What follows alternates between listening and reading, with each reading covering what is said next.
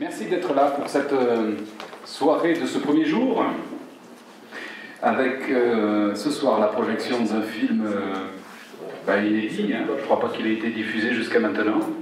Je crois même que Marc Azéma a terminé le montage de ce film pour les rencontres de Cabreret ce week-end.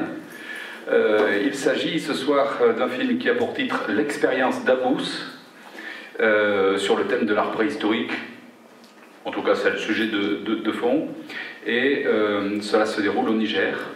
Donc là, vous avez quasiment le montage définitif. Il y a peut-être encore un ou deux petits points de mixage de son à régler, mais c'est quasiment la version finale.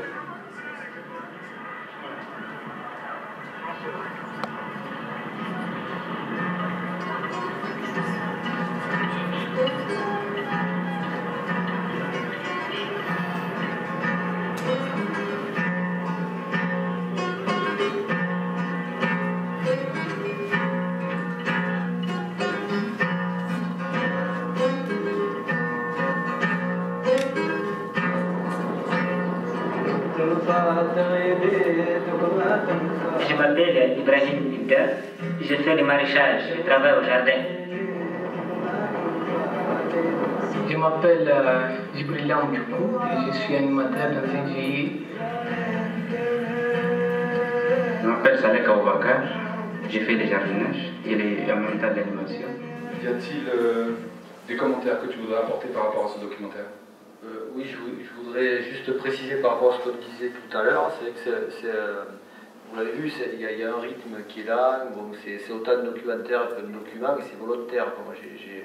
C'était plus de la captation au départ, et l'idée c'était de témoigner. Donc bon, au départ j'avais fait le premier montage avec de la voix off, etc.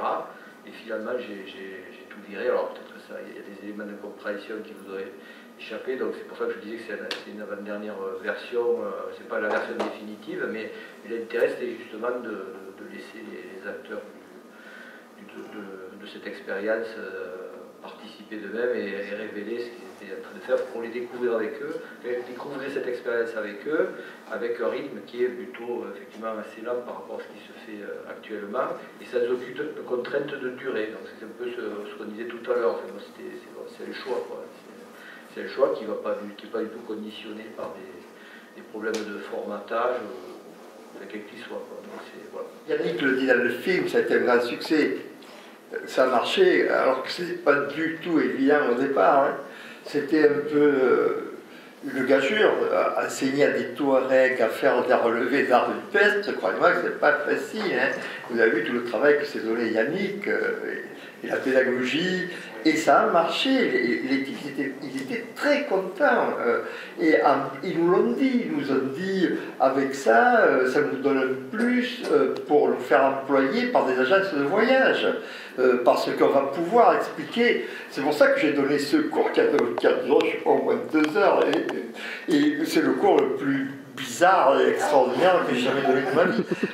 On s'était mis là parce qu'on était alors, moi, parce qu'il faisait chaud. Hein. Au mois de mars, croyez-moi qu'il fait chaud là-bas. Et on était là au pied de cette falaise, gravée. Il y avait des gravures juste derrière les stagiaires.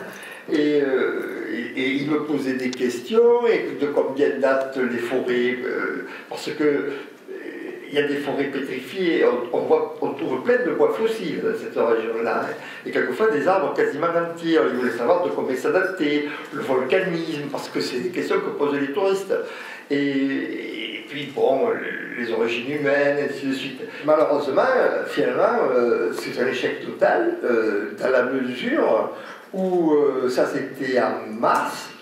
On a pris l'avion le 19 mars pour rentrer, c'était le dernier avion pour la France, depuis l'aéroport d'Agadez, depuis il n'y en a pas eu d'autre, en mars 2007. Vous voyez, moi j'y suis revenu après en décembre, et il a fallu que je passe par Miami, enfin ça a été tout à fait, on était les seuls touristes à Agadez quand on y était, et maintenant il n'y a même plus un seul occidental à Agadez.